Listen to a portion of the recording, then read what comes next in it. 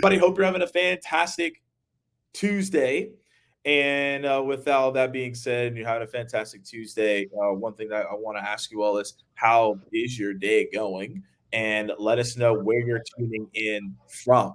So we have Jack here today, but Zach unfortunately is not here today. So we're stuck with Jack. I guess who knows? We're gonna see.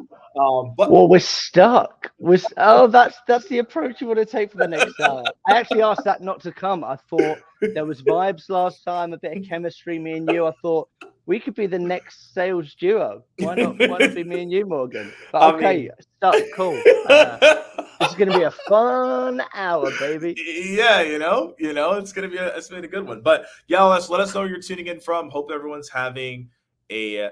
See, people are leaving now. So let's come on. Seamus Stapleton. That's not even a real name. That's a kid's nursery rhyme. Come on, Seamus. All right, so we actually got a couple people across the board here. So we got Wales, we got New Jersey, we got Portugal, Germany. I was just in Berlin for the Euros. Jack, that was fun. I don't know if you've ever been to a Euro in person. It's crazy. Oh my goodness. I saw the photo. You look gorgeous. Thank you. You look like you're having a lovely time. I had an incredible time. It's been on my bucket list for a very long time. So I felt I was able to check it off. So I'm curious. Actually, we're gonna because we probably have a lot of people obviously that watch the Euros. Who do y'all think is gonna win the Euros? Before we get into cold calling, I'm actually very curious. What is the Euros? Come on. Like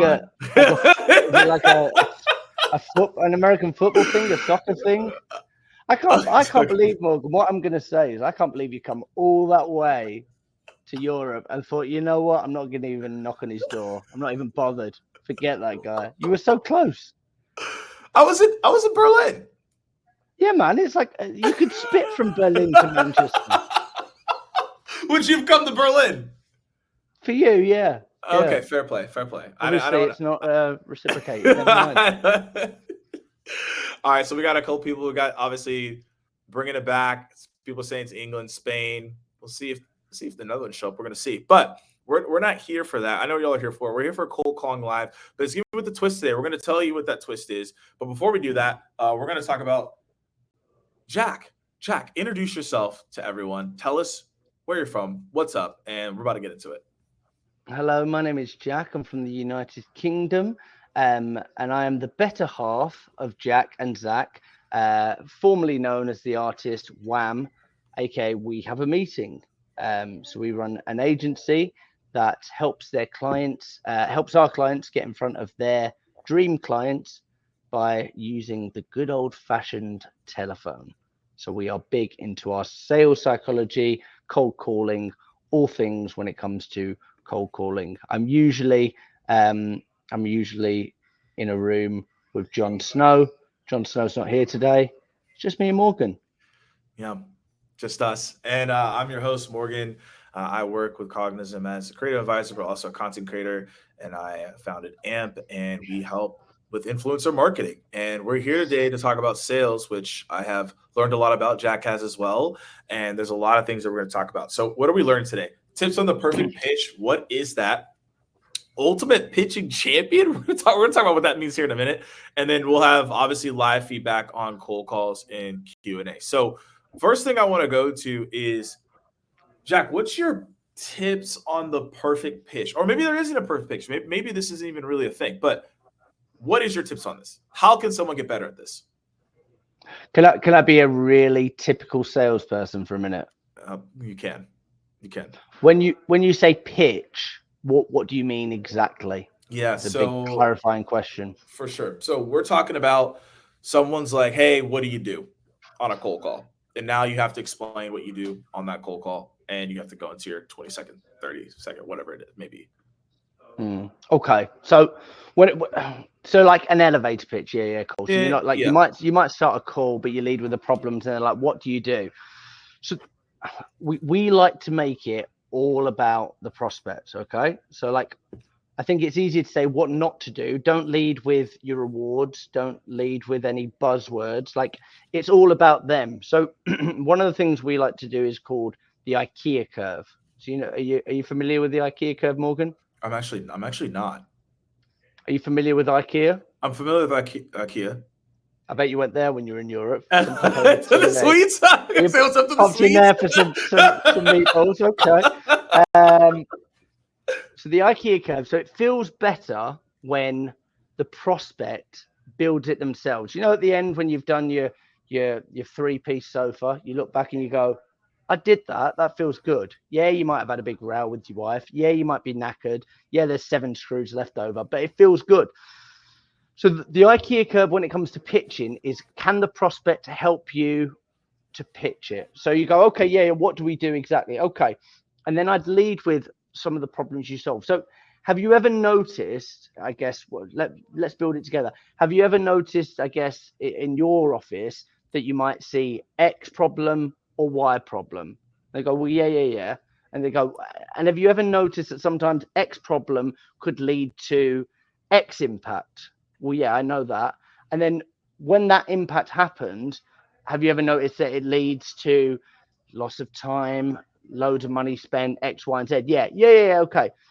So we help people fix that. And that way, it's kind of keeping them involved in the conversation. I know it's probably a bit of a cop out answer, but you're going to lose people. When people say, why should I use you and not your competitor? And you run in and say, well, those guys are schmucks, we're award winning.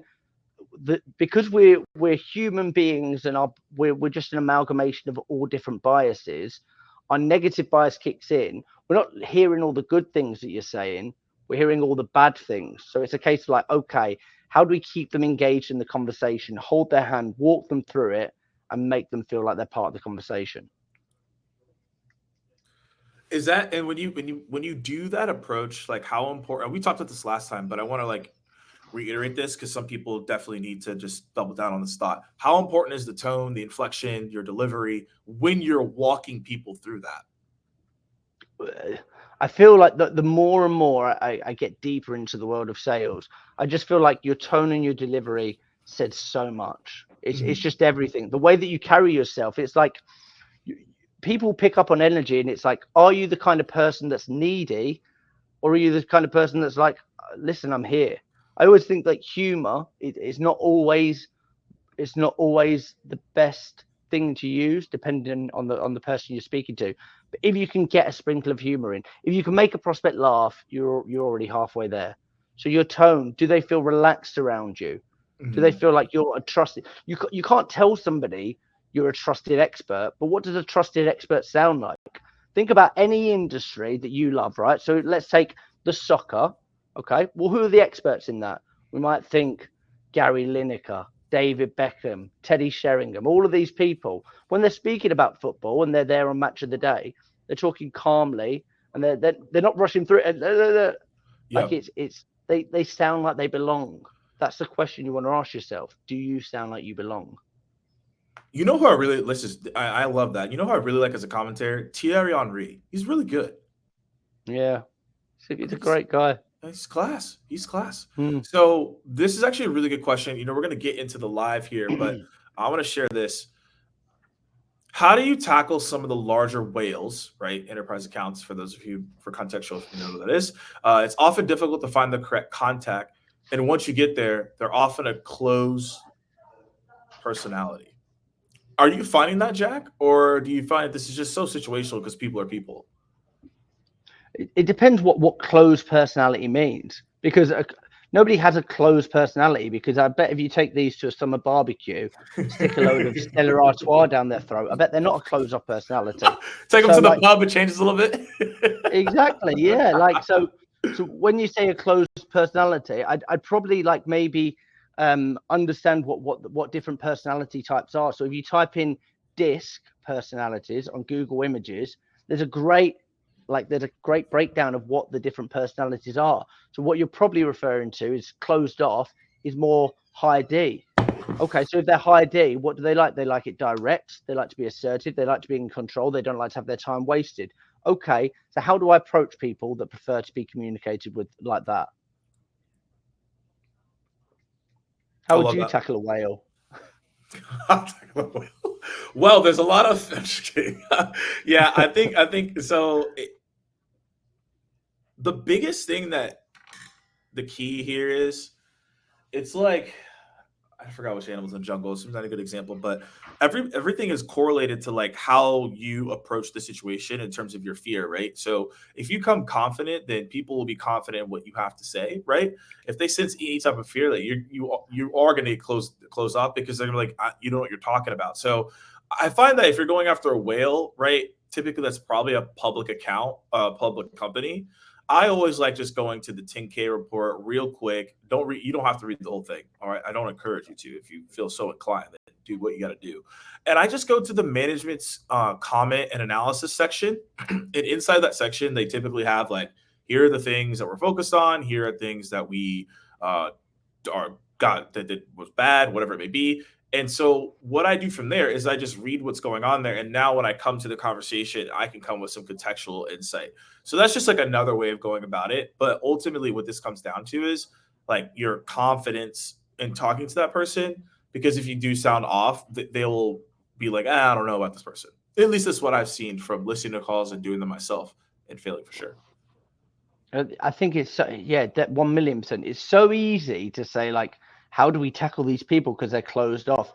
I guess the question to ask yourself is, if I was the CEO of Salesforce, would I be interested in what I'm saying and the way I'm saying it? Like, really think, if you're like calling people up and like pitch slapping them, would you want to take that call? Or are you somebody that's got something that actually solves a genuine problem and you can prove it, and you've got a reason to be like, you've got a compelling reason to call them? Listen, I called you. Like, get there first. Listen, I appreciate you're the CEO. You're probably going to point me in the right direction, but I just wanted to be brave and call you. Can I tell you why I've called you in 20 seconds? And if it's not relevant, you can tell me to go away. Yeah, go on then. And then you give a compelling reason. Well, yeah, we are doing that. That's a marketing problem. Here's what we're doing at the moment to solve it. Okay, how against introing me would you be?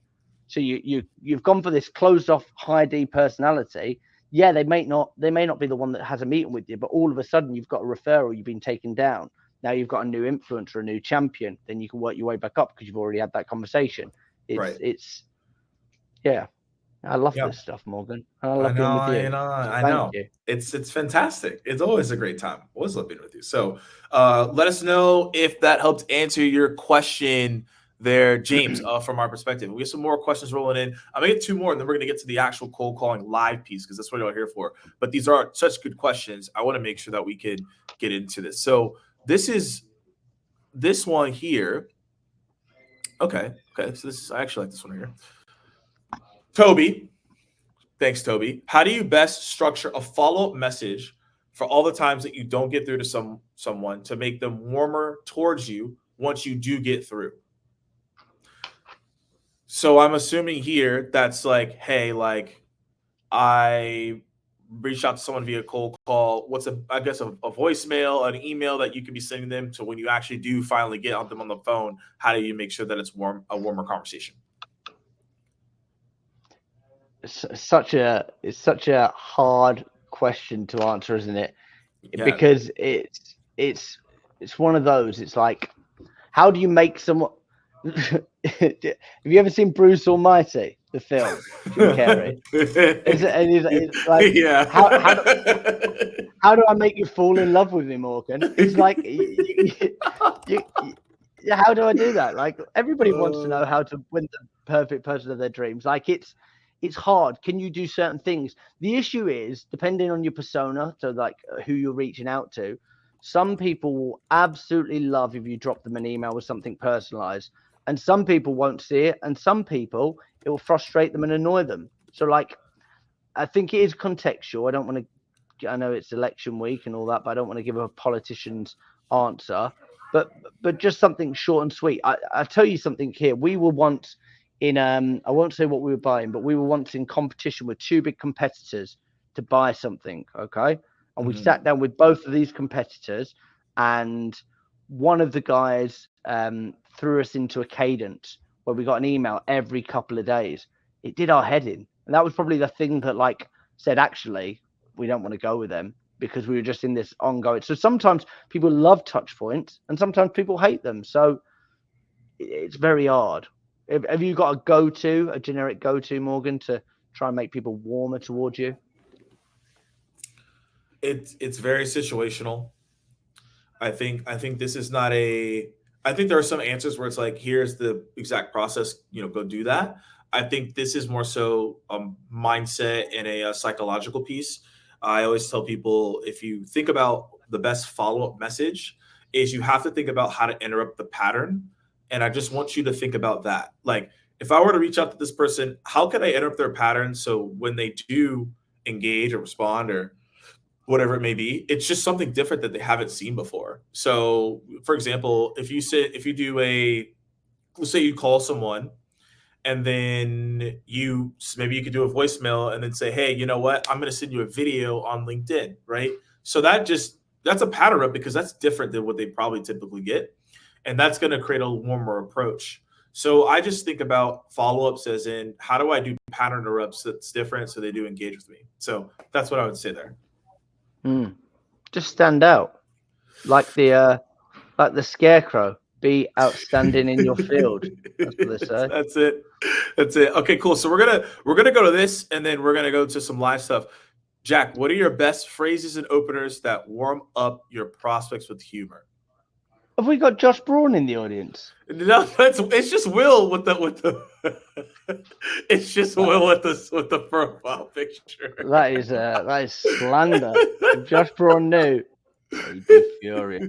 He'd take a break from riding his bike to kick your bum. What are your best phrases and openers that warm up your prospect with? So if we're thinking openers, it's my favorite, but like over time is like I've kind of developed it a little bit, but it's like if you hear someone's driving, so like the classic is, I'll be honest, it's a sales call, you can hang up, let me have 30 seconds. Cool. That is your staple. Now there's many different kind of variations, but if someone's driving, I'll say, Morgan, I'll be very honest, I've cold called you while you're driving. I don't know if that makes you want to throw your phone out the window, reverse over it, or let me run through in 30 seconds. Completely up to you. It's just being situational. I don't know if you want to slam the phone against the wall. I don't know if you want to drop kick your phone into your next door neighbor's garden, or let me have 30 seconds. It's I think the humor comes in with like the adaptability piece. Like, how quick are you at thinking on your feet?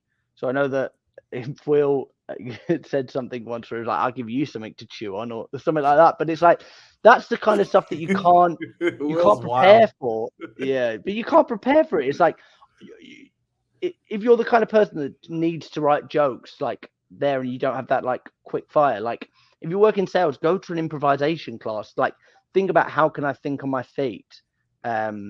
Like we've had some bizarre ones that I probably won't share because I might get cancelled, and then you'll have Zach back and I won't be invited next time. But yeah, I think just like think on your feet, think about like what could go wrong. They might not laugh. Cool. They might not have liked your opener anyway. No, I think something to note that's like really important is when you're like doing these different things and thinking about it in this way is to find what your pace and style is more than anything.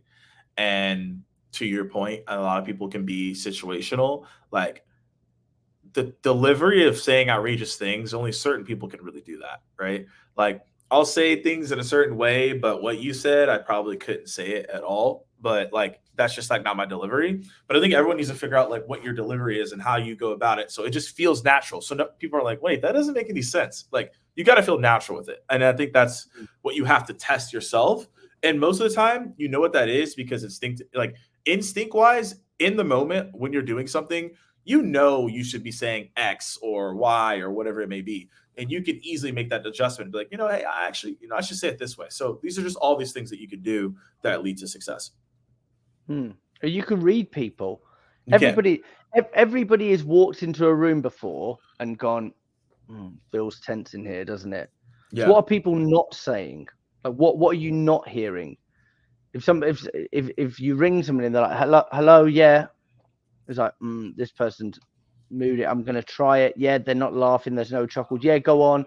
Okay, it's probably high D. I need to. So it's like, play a game that when somebody answers the phone, can I just match them automatically? So can I sound like their voice? If they're really loud and bright, yeah, but if they're quieter and softer, if they speak very slowly, if they're older, play that little game with yourself. Yeah, for sure. Frameworks over scripts. Prospect can hear you using a script a mile away. I also agree with that as well. Frameworks are very, very impactful. They're very powerful as well. And I see we have more questions coming in. We're gonna get to those, but we're gonna have some fun here. So what's gonna happen in this segment? And if you want to come up, by the way, and do a live cold call, you can. But we're actually gonna have Jack be the seller. So he's been giving y'all tips, and now he's got to do it in real. He's got to do it now. He's gonna do it in real action, and I'm the prospect. So I didn't know this was the twist. This is the twist. You're the rep. Hey, you just talked about humor, so now you're gonna use it in real time. We're gonna see. Now we're gonna see what you were talking about. So here's the scenario. All right, you are gonna be selling a webinar management software to VP of marketing. I'm the VP of marketing. So webinar management software. I'm the VP of marketing. You're selling to me, and you're going to pitch it in the way that whatever you want to do, and you can start the call however you want. The goal is to book a meeting with me, and I am the VP of marketing. And so that's going to be the gist. So you all in the audience can give comments, ask questions. We're actually going to do this in real time. So we're gonna see if Jack's funny. Let's see if I laugh during this as a prospect. No, that's not the goal, is it? Can I make you laugh? You were talking about making everybody laugh. Is that how you hit the quota? It's like I'm not a clown, Morgan. Funny, huh? As long as you make them laugh, right? That's how you get meetings. Is that your next post? Here's how to make your prospect laugh. 5 ways to make it. I like that. I might do it. That's actually might hit. That's something Will actually might take that before you. Yeah, he will. Hot dog boy. Can I ask a few questions just before we jump in? Because obviously I don't sell a webinar management software yet, but if you were a VP of marketing, what problems typically would you be facing when it comes to webinar? So what are the big problems? Yeah, latency. So I run a webinar and it lags. 2 is the data's not good. Analytics. I don't know what my average. I don't know what my attendance rate is. I don't know what my let's say registration list. All those things. I wouldn't know what those were. My analytics are bad. The conversion of video to social. So like we do this right now. And then if I were to, for example, export this video and then put it on social, it would be bad quality. I think those are probably the main things if I was a VP of marketing, if I was looking at a webinar platform, if it actually did what it did.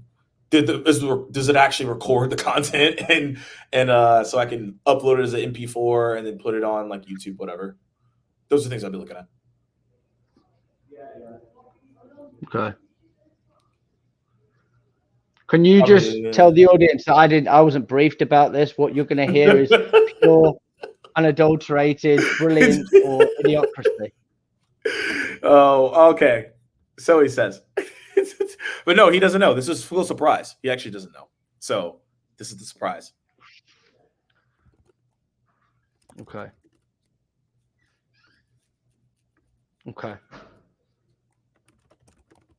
Cool. I'm ready. All right. Can I ask you, on a scale of 1 to 10, how much of a cheeky prospect are you going to be, Morgan? Oh, you just got to guess. You got to get to see. Depends on your intro is. Depends how I feel like how your intro is. That's how I'm going to respond. You don't know what type of person I'm going to be. And this is a stupid question, but I've got to ask it. Are you American? What? Do you want me to be someone else? No, but if you're American, I'm going to do it one way. If you're British, I'm going to do it another way. If you're Norwegian, I'm not going to. I don't know. I feel like if I'm American, I'm just going to like your accent, and then I might just be looped. I might be lured in, So, well, I mean, for the sake of it, and to not hurt anyone's ears of the other accents that I could go try, let me just be American. Okay, cool. Can you make a ringing noise? Can I hear your best telephone impression? Bring. That's not Morgan, is it? It is. Morgan, I'll be very honest with you because we've never spoken before. It is a sales call. I guess, can I run through in 30 seconds why I've chosen to call you? And if you think it's a waste of your time by the end, we can leave it there. Is that fair? I guess. I'm not a fan of sales calls, but I guess you can go. Okay, well, Morgan, I can run through it in 30 seconds. If by the end you think you hate my British accent and you think I'm wasting your time, we can leave it there. Is that fair? Yeah, sure. Brilliant. So Morgan, I'm typically invited in by ambitious VPs of marketing. If they are completely honest, they might be struggling with one of the following problems when it comes to hosting webinars. So they might recognize that when they host their webinars, there's like a lag. It drags, which can lead to an unhappy user experience. If it's not that, it could be like the analytics don't live up to expectations, which means it's harder to provide an ROI when feeding back to the CEO. Or finally, it could be actually when it's converting the video. So actually like chopping up those brilliant webinars that you do and pushing them to social, the conversion rate isn't good enough, and it leads to poor quality social media clips. I have a feeling you're probably going to tell me you didn't recognize any of those problems. The webinar software you're using at the moment is perfect and nothing could be changed in your world. Uh, I mean, nothing's ever perfect, Jack. You know that. I feel like we have a little bit of some latency, but we set up this webinar event platform. We've had it for 3 years. We've set it up. We don't really want to pull it out. So, we appreciate you calling, but I think we're set. That's fair. Can I ask one last question before I let you go? Yeah, sure. You said that you've a little bit of lag, but it's been like this for 3 years. So I guess when you went to the management software and said there is a little bit of lag, what did they tell you? Yeah, they've made some tweaks and it gets better for a little bit, but then it goes back to the latency. So we've just dealt with it. It is what it is. We don't really want to make a switch. So, like I said, I think we're set. Okay. No, that's absolutely fair. I'm just trying to really understand your kind of world at the moment. So there is a bit of a lag, but it doesn't seem to have like a knock-on effect. So I guess when you ask the customers or the people that are attending your webinar, like what they thought after it, if they were to rate it 1 out of 10, what do they typically say? Yeah, we get like an 8 to 8.3 around that, but yeah, typically sometimes the latency will have a factor for sure. Like I said, it doesn't happen every single time, but again, we've had it for a while, so we've set up a lot of things in the system. So that's why I'm saying we're set because it would just we don't really want to change it up. Okay, so it sounds like it is a problem, but you're actually happy with it because it would be too much of a strenuous Yes. pain to change. Yeah, we just don't feel like changing. Okay. Can I ask one more direct question and then I'm going to let you go, Morgan? Yeah, for sure. Okay. If you stay with this company for the next 5 years and the lag continues, I guess what happens for the business, the users? What I knock-on don't effect does know. it have for marketing? I might not be here in 5 years, so I guess I don't know. I don't know. That's a good question. You might not be here in 5 years. Yeah, it's a long time, Jack. Okay. Where are you going? Anywhere nice? I would hope so. Okay. Lifespan's not that long. 5 years is a long time. But No, if we're all if going to die. yeah, I mean, if that's the case, though, um, you know, I think that we would be okay. Okay, I think that's just where we're at. Like, I think a switch could potentially cause more problems, and I think that's what people said internally. If we get another platform that has the same latency or the worst latency, we have to go through all these different changes. So that's why I said I think we're set. Nothing too crazy that we want to change here. Sure. And out of the three, the webinar lagging, that was the only one that stood out to you. It feels like everything when it comes to analytics and the conversion in social media clip, that's all running perfectly. Yeah, those work fine, but again, to the latency point, when it does lag, right, the clips don't sometimes come out right, so that it does impact it to a degree. What do you mean? Yeah, I so I mean, don't really understand that. if the webinar software is lagging, then the video can come out a little choppy sometimes. Okay. But I guess that it doesn't happen all the time, the lagging, so it feels like it probably doesn't have that much of a knock-on effect. Yeah, yeah, doesn't happen often, but when it does, yes, it does impact that for sure. Okay. And those kind of social clips that you're using, what are they typically to promote?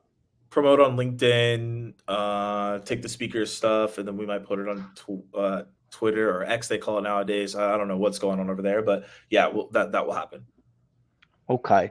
So so it sounds like sometimes it's lagging when you convert it and you provide it to the speaker. They Yeah. might not have the best quality in terms of like social media clips.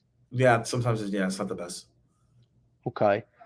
But it feels like you've never had any speakers complain. They're always quite happy with the quality. We've had one, but Okay. One swallow doesn't make a summer. yeah, that's what I heard. That's what I Makes a good heard. night though. Cool, but yeah, I Uh, mean, like I said, I think we're all saying, look, if you want to send an email, we definitely check it out. If anything changes or any of my teams like, hey, we want to check this out, but that's the case there. yeah. Can I be really honest with you? Sure. You wait. Did we stop, or are you happy to continue wrestling? Yeah. Wrestling now. Okay, let's leave it You're there. good. Yeah. Cool. You were very unhelpful as a prospect, Morgan. that was the attempt. Was that the brief that you got? Because I didn't know your brief. Be the most give a bit, but not much. Yeah. See where you went with it. Okay. All right, cool. Well, you all in the chat can give feedback across the board and go into it. But it's not something I mean, you don't sell webinar platforms every single day. I don't. So, Will you give me some constructive criticism? Will you feed me back? Yeah, I would have. I think one thing, and I think it's also because like I do a lot of webinars, so maybe this is like contextually, this is probably one I would have drilled into. Is I would have gone into like, okay, the couple times that this went bad, was it like on a webinar that was like a big webinar? Like a webinar that was like a customer webinar and you had a lot of people and it lagged and like what happened? I think actually if you would have done that, it would have opened up because it would have been like, yeah, we actually had this one time that it lags really bad on this 500-person webinar and we had our drop off go from, we had 500 people in the room, whatever. And because it lagged and the people couldn't hear, it went down to 300 and, we got bad feedback there. And that actually lost us like a deal. Interesting. I You're would being have very open now. Yeah, yeah, but Where was this guy 3 minutes ago? you didn't ask that. You didn't ask it. But the thing is, like, if you would have asked that question, like, I would have been like, yeah, like that one webinar we did that because I look at it as in like you were looking at the latency, but I would have drilled into like, okay, even though let's say there was 3 webinars that were latent, like how big were those webinars? Those 3 webinars could have been the biggest webinars that I had, and like we just like dealt with it or whatever, and because the other ones were okay. But if there was like, hey, yeah, like the latency was like really, really bad, like, and like this was our biggest webinar, then okay, that could have actually changed the conversation for sure. Yeah, which is the style, really. I'm surprised at myself and not asking, like, just give me an example. But I think it was because there was a bit of like a sniffing around. I tell you why. It was like, here's a bit of a problem, but I'm also not really interested. And then it was like, right, well, let me get one last question and let me try and open you up a little bit, which was interesting. What did you just gave me the biggest objection of all calls, like of every sales. You know what the biggest objection is, guys?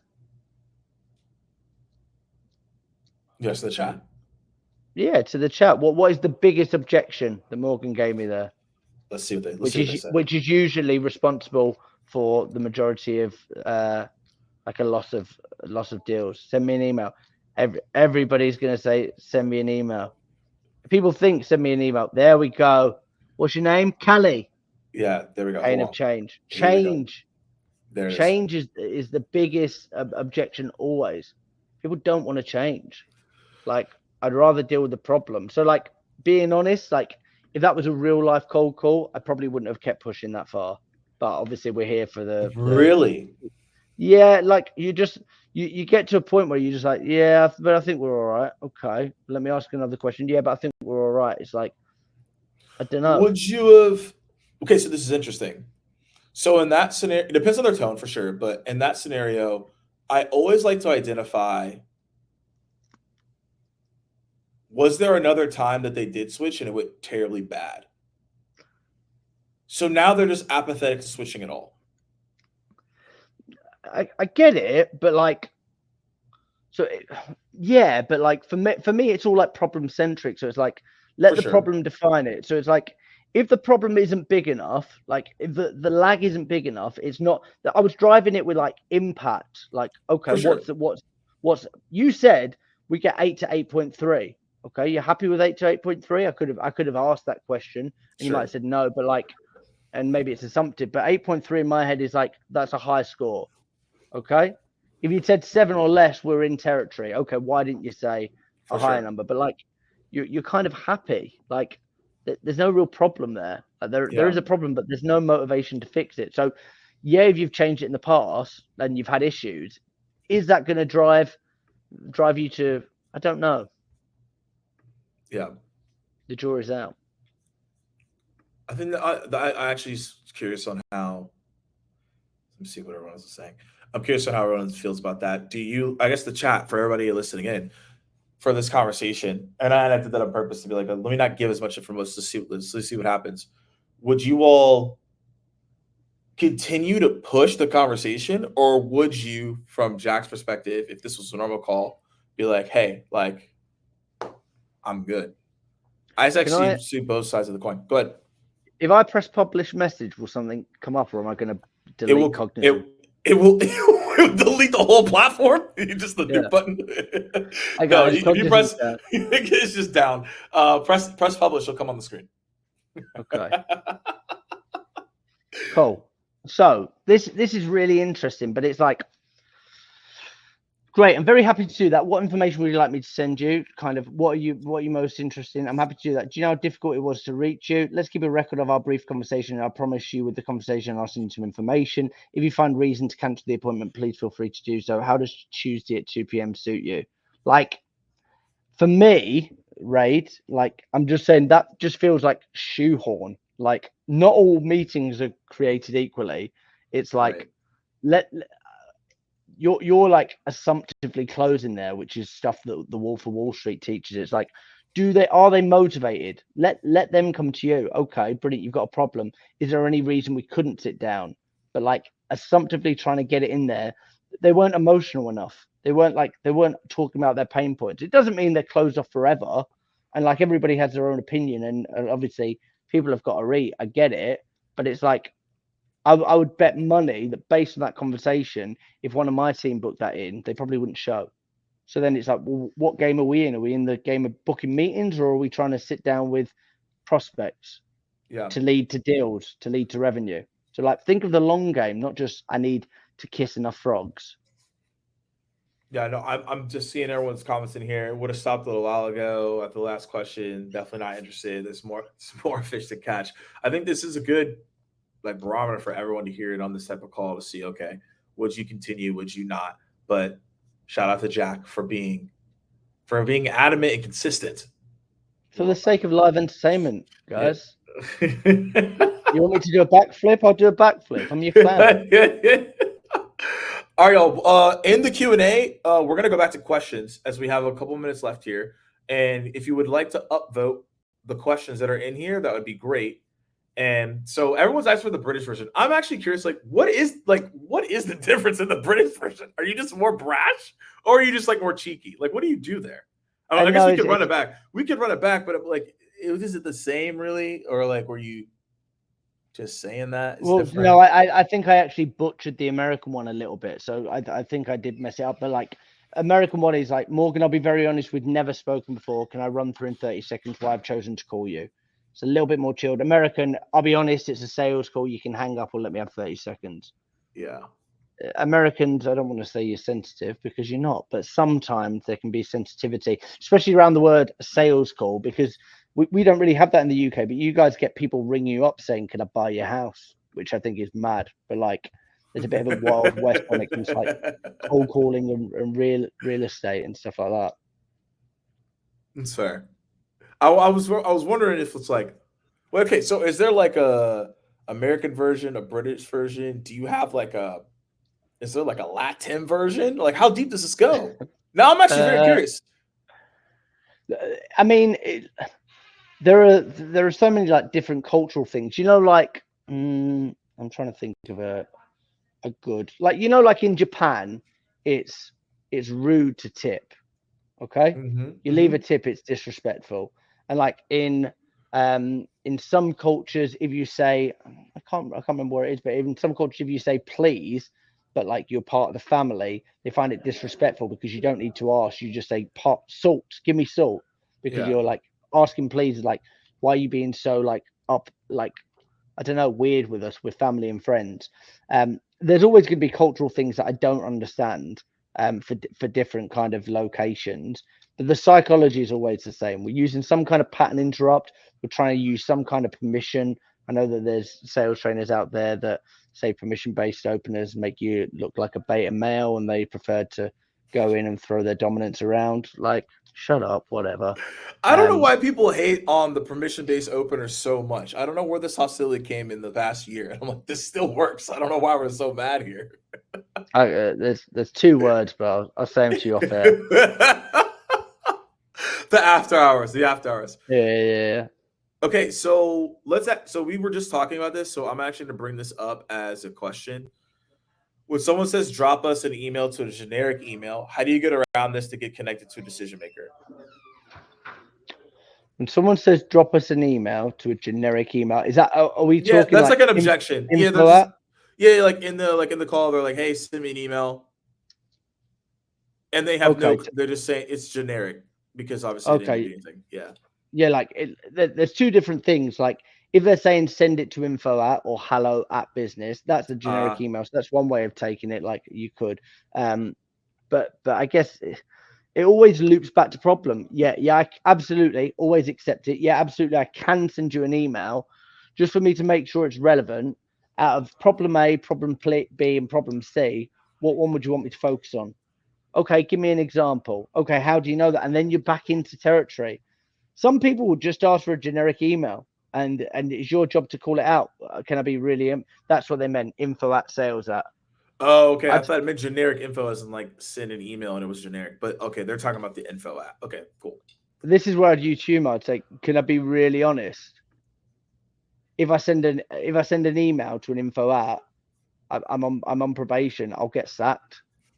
Or if I send an email to an info@, my computer explodes. My computer won't let me do it. Apparently, it means that people are trying to waste my time. I don't feel like this is going on here, Morgan. I feel like your email is info@. But typically, 9 times out of 10, when people ask me to send an email to info@, what do you reckon they're trying to tell me? Yeah, it's trying to be. Yeah, so don't. Okay, well, I guess, would it be impossible to send it to your personal email? Deal with it like a normal email objection, but don't be afraid to call it out. You're not your prospect's footstool. You know what I mean? 50-50, always, baby. Cool. Was that helpful, Mohammed, to answer your question? Let us know. I think also as well, Lewis, you had a question around send me something. I think that could also be applicable in the same realm, so we can go into that. We have we talked about this quite a bit, and I'm going to bring this up again because your answer could be similar, but I think we need to like rehash this because people have been asking this. Like C-suite, large enterprise companies, I think we just need to have like a moment with this. And you could tell me, I think that we just overthink the C-suite in the large enterprise when it's like you just need to come prepared as you should always come prepared. Now you can also tell me that you think differently, but I think that I think sometimes we overthink because it's like it's a C-suite, they're just going to body us, and they will if you're not paying attention. But if you come correct and you have the right context and you know what you're saying and you have been studying your industry, you could come credible and be prepared for this. Because also as well, if you're cold calling a C-suite, they actually don't get a lot of cold calls, to be fair, because a lot of people are already afraid. But I'm curious on your perspective here.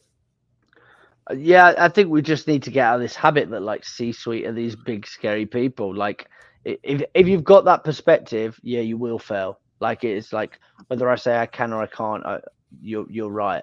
Like if you think C-suite are going to be rude to you and aren't going to answer your call, you got to be like, I'm the underdog, but yeah, I'll go in there fighting. I've got something good to say. and they'll respect that.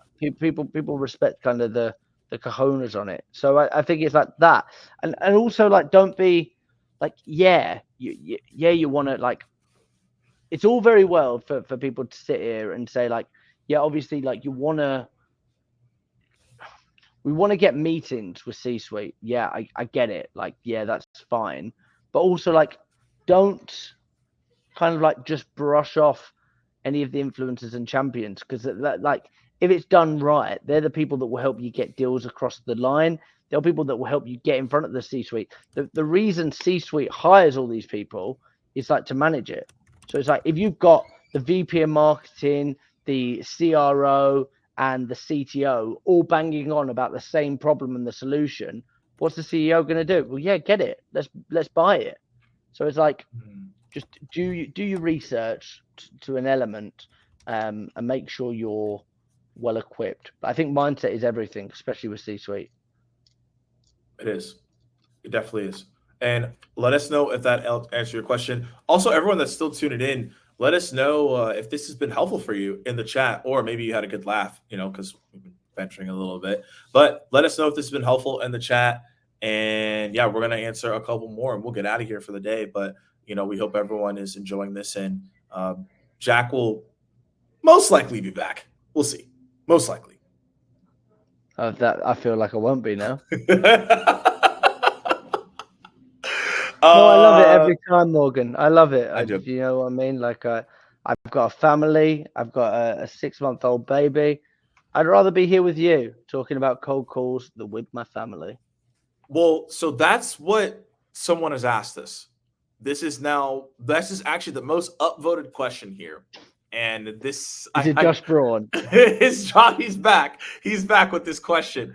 And he just wants to know, how are you leveraging your crying baby in the background to increase conversion rates on the phone? So it's a great question. I'm like, this could be the reason why you're converting. And not everyone has this. So please walk us through it. I mean, I work in an office. I'm not at home. But if I was at home and I had a crying baby, I'd definitely like I'd say I'd ring someone up and I'd say, I'll be honest with you. You can probably hear my baby crying in the background. I'm not booked any meetings today, which means I'm not going to hit commission, which means I can't buy him any more milk. I guess, can I run through in 30 seconds while I've got you? And if it's not relevant by the end, we'll let the baby starve. Is that fair? Let's see what kind of person they are. Well, there you go. There you go, Will, a.k.a. Josh Braun. Maybe it's just screenshot, hey, Josh Braun, you're impersonated today. Are we going to get him up at one point, Willie? Yeah, we will. He's gonna come and cold call with us one day. He is gonna come cold with us 100%. That's happening. We gotta get him involved. Okay, so we have all different array of type of questions here. Actually, you know what? Before I find this next question, because there actually is a good bit, and we're gonna go through as much as we can. But Jack, like, when was the moment? Because I always ask people this. When was the moment that you were like, I feel confident in making a cold call now?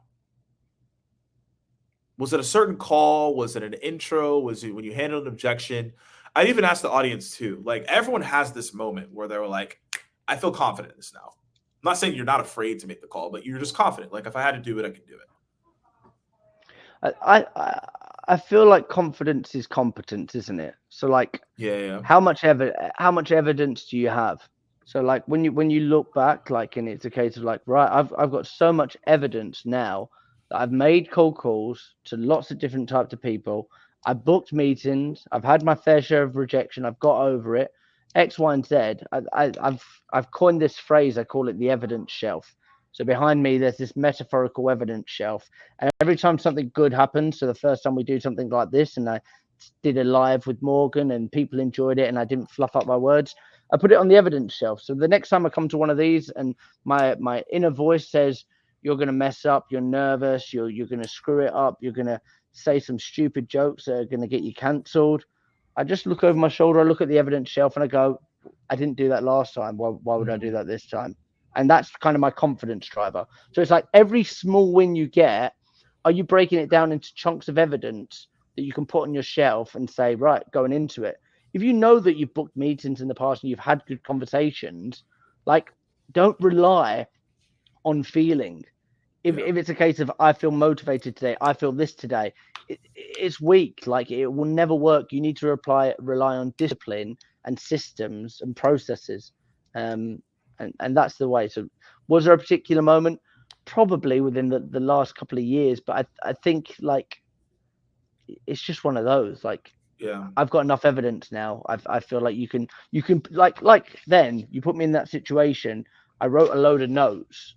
And I'm like, right, okay, I do this every single day. We build scripts for different clients. The first time that I'd have to do that, I probably would be like, oh, what's a webinar management software? Like now it's like, what? Yeah, you get into it. Yeah. I love that answer. Hopefully that was helpful as well. Evidence shelf. Everyone's loving that one. Okay, let's go for and continue to upvote. Yeah, go ahead, Jack. What are you going to say? Evidence shelf. Mine is massive. What about the shelf?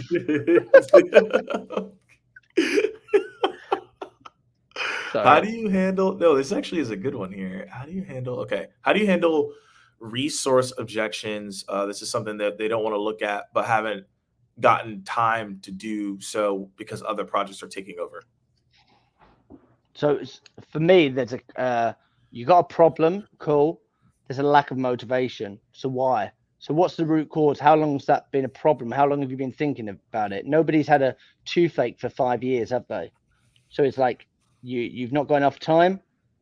That's kind of, for me, that's priority. Like you find time in anything. Like, so if the motivation's there, it's a big enough problem.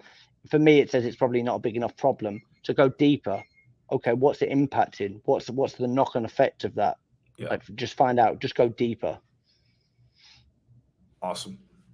Well, as we wrap up here, y'all, Jack, where can people find you? I'm in Manchester. I'm in the city centre. But you meant on the World Wide Web, didn't you? We've got a podcast. We've had some brilliant guests on the podcast. We have had Chris Voss, the King of Negotiation. We've had some brilliant salespeople. And I believe, I don't know when it is, but I think you're coming on, aren't you, Morgan? Yes, it's in the next, I don't know exactly what it was, but it's in the next couple weeks. Can we tell people about our awkward interaction about getting you booked on? That was on me. That was 100% my fault. I'm gonna out you here. I messaged you saying, fine. Are you coming on the podcast or what? I messaged him. He went, when are you going to invite me? And I just put scroll up. And we'd had the conversation. Yeah, man, I'll come on. Here's the link. I totally forgot. That was 100% on me. And I was like, dang, that's just, well, you guys, sometimes you got to stroll up, y'all, before you say something. Exactly, man. Play hard to get. Yeah, but we'll have a class. Yeah, it's going to be fun. We've got a podcast search. We have a meeting if you want that. I'm on LinkedIn, Jack Frimston. We've got a sales community of people that come to Q&A sessions like this. It is paid. Sorry, I'm asking for your hard-earned money. If you don't want to invest money, that's fine. I'll also be your clown for free. But yeah, check us out. If you're a business that wants to get in front of new people, we're working with a lot of American companies as well at the moment. We have a meeting. I do loads of stuff. I'm like that schmuck that will turn up to the opening of an envelope. Well, there you go. Jack's great. Definitely go find him. Hopefully you all enjoyed this. If you found it helpful, let us know in the chat and email the team. But as always, if you've been here before, we're just here to provide value and give you those insights. So you all have a blessed rest of your day, and we'll talk to y'all soon. Cheers, everybody. Thank you.